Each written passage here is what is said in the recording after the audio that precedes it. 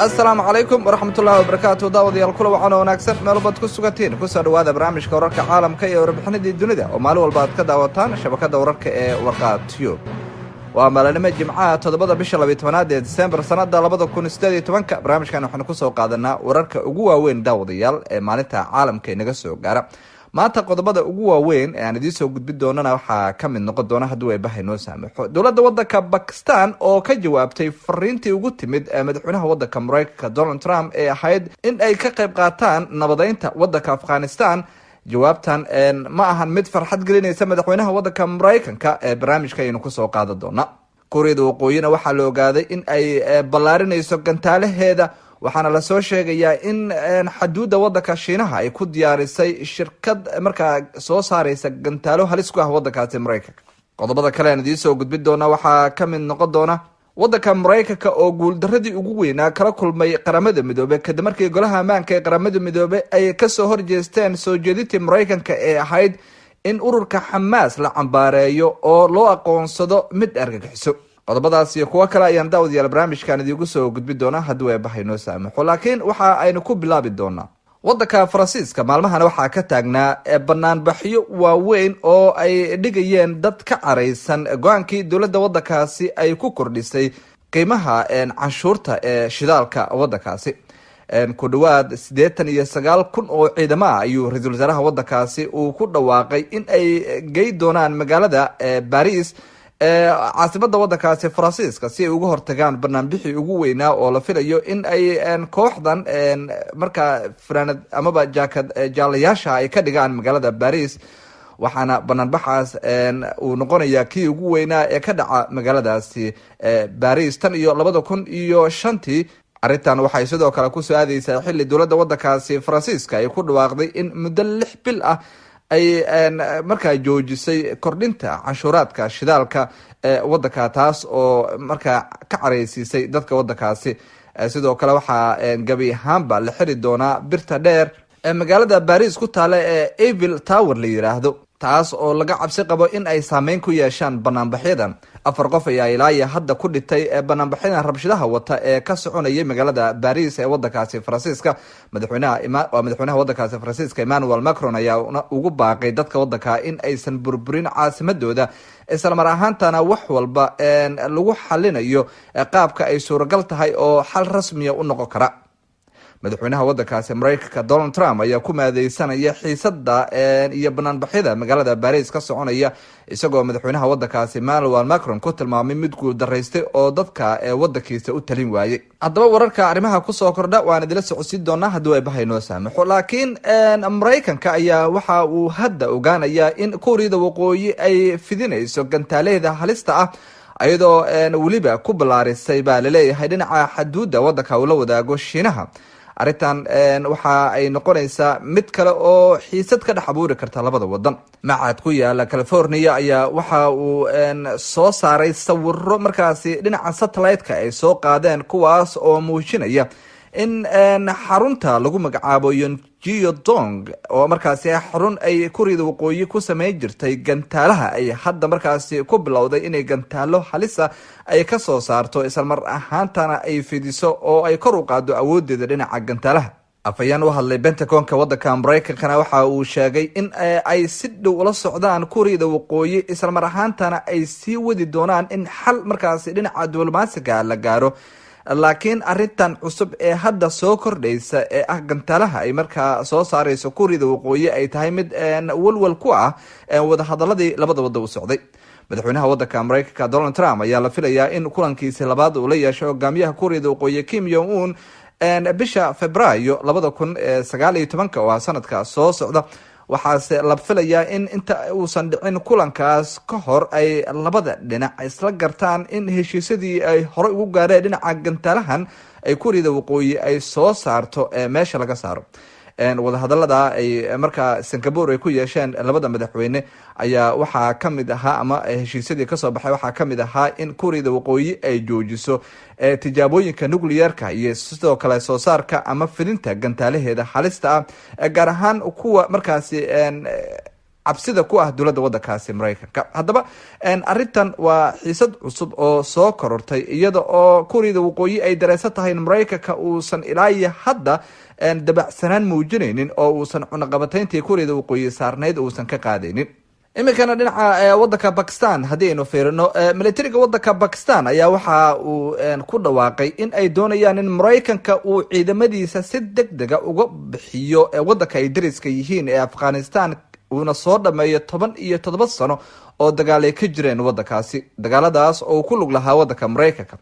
waxaan rajaynaynaa in maraykanka uu uga baxo Afghanistan isaga oo markaa mid u danaynaya gobolka, ma ahan buu yiri in uu sugo inta uu isagu guuldaraystay uu ka baxayo wadankaasi Afghanistan. sidaa waxaa sheegay afhayeenka ciidamada wadankaasi waa ciidamada militariga wadankaasi Pakistan ninka la yiraahdo Major General Asif Ghafoor oo markaa shir jaraa'id ku qabanayay magaalada Garrison ee gobolka Rawalpindi. waxa uu sidoo kale sheegay in xukuumadda Islamabad ay taageero xoogan ku sii doonto Washington sidii midka wada hadalka ay u imaan lahayd kooxda Taliban, isla mar ahaantaana heshiis iyo dowlad rasmiya looga asaasi lahaa wadanka Afghanistan. arrintaasna waxa ay kaliya ay imaan kartaa buu yiri afhayeenkan marka ay Washington ciidamadeeda kala baxdo wadankaasi Afghanistan. mar weydiiyey sida ay dowladda wadankaasi Pakistan ay uga jawaabayso caawintii maraykanka ee ahayd in wada hadal siyaasadeed lagu xaliyo dagaalka wadankaasi Afghanistan, ayaa taliyahana waxa uu sheegay in wax walba oo ay dowladda wadankaasi Pakistan ay awoodo ay markaas sameey doonto. haddaba jawaabtan lama filaanka ee kasoo baxday dowladda wadankaasi Pakistan ayaa waxay tahay mid aan farxad gelinaynin dowladda wadanka maraykanka, maadaama Pakistan ay taagan tahay kaliya xalka wadanka Afghanistan waxa uu ku jiraa in ciidamada wadanka maraykanka ay ka baxdo ama ay ka baxaan wadanka Afghanistan si xal waara loo helo.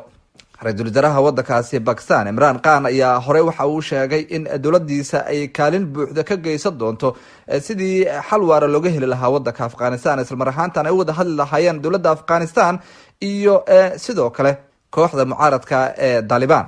waa hagaag daawadayaal, dowladda wadanka maraykanka ayaa waxa ay taageero ka raadinaysay adduunka si kooxda Hamas ee ka dhisay wadanka Falastiin loogu aqoonsado ama markaasi laga dhigo koox la cambaareeyo oo kamid ah kooxaha markaasi argagixisada. qaraarka uu maraykanka horgeeyay golaha loo dhayahay qaramada midoobay oo lagu cambaaray lahaa gantaalaha ay Hamas ku tuurto Yahuuda ayaana si rasmi ah u guuldaraysay kadib markii wadamada caalamka ay si weyn arrinta uga soo horjeesteen. waxaa lasoo sheegayaa in qaraarkan ay ogolaadeen ilaa iyo 87 dal, waxaana diiday 57 halka 33 dal ay ka aamuseen, wuxuuna sidaa ku markaa waayay tiradii looga baahnaa ee 3 meelood 2 meel dhammaan codadka markaasi loo baahnaa. taas ayaa ka dhigan in maraykanku uu waayay wax ka badan 100 ka mid ah codadkii la dhiibtay. ergeyga maraykanka ku qaabilsan qaramada midoobay Nikki Haley ayaa waxa ay sheegtay in arrintan ay garab istaag u tahay taariikhdii soo jireenka ahayd ee qaldanayd bay tiri, maadaama qaramada midoobay aysan weligeed cambaareyn caynkan oo kale aysan jeedin. afhayeen u hadlay Hamas ayaa waxa uu dhinaciisa sheegay in tallaabadan ay dhirbaaxo weyn ku tahay madaxweynaha wadanka maraykanka Donald Trump iyo Yahuuda oo dadaal xoogan ku bixinayay in kooxda Hamas la cambaareeyo oo lagu tilmaamo koox markaasi ku qaldan gantaalaha ay ku tuurayso Yahuuda. ra-iisul wasaaraha Yahuuda Benjamin Netanyahu waxa uu sheegay in kastoo aan la helin 3 meelood labadii loo baahnaa, haddana ay tahay buu yiri markii koobaad dalalka ee aqlabiyad markaasi uga soo horjeestaan kooxda Hamas.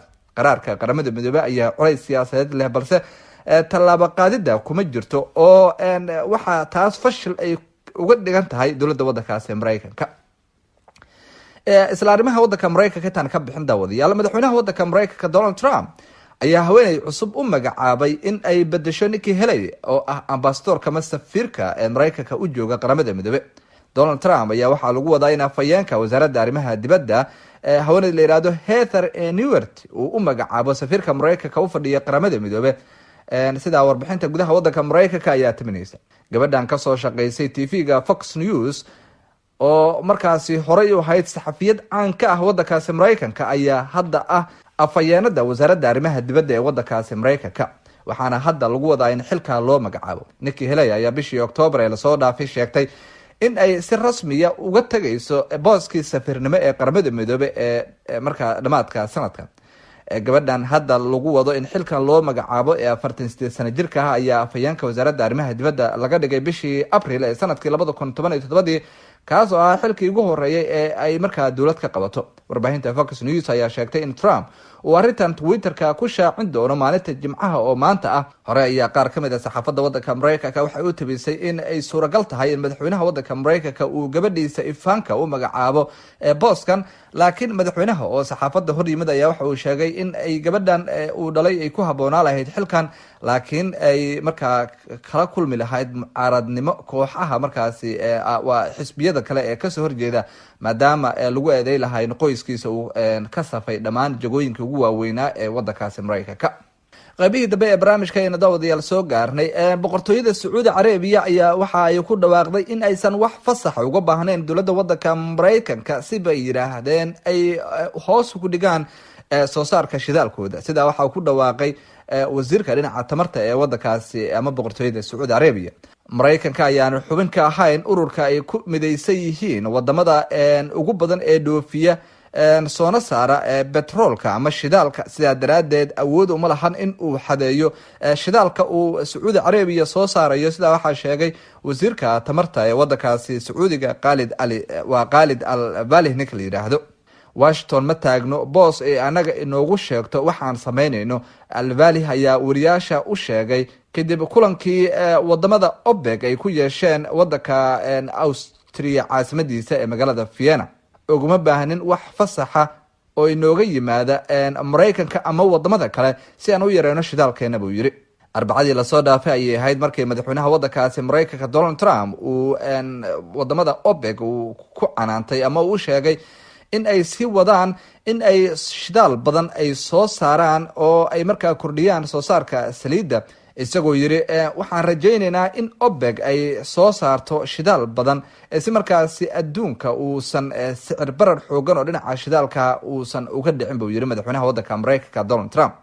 ururkan OPEC ayaa waxaa ku jira dowlado badan oo mucaarad ku ah dowladda waddankaasi Mareykanka, waxaana ka mid ah Iran iyo sidoo kale dowladda waddankaasi Ruushka, waxaana boqortooyada Sacuudiga iyo wadamada kale ee ururka ku jira qasab ku ah in ay markaasi ogolaadaan waxa ururka markaa uu ku midaysan yahay, taas oo meesha ka saaraysa rabitaanka madaxweynaha waddanka Mareykanka Donald Trump.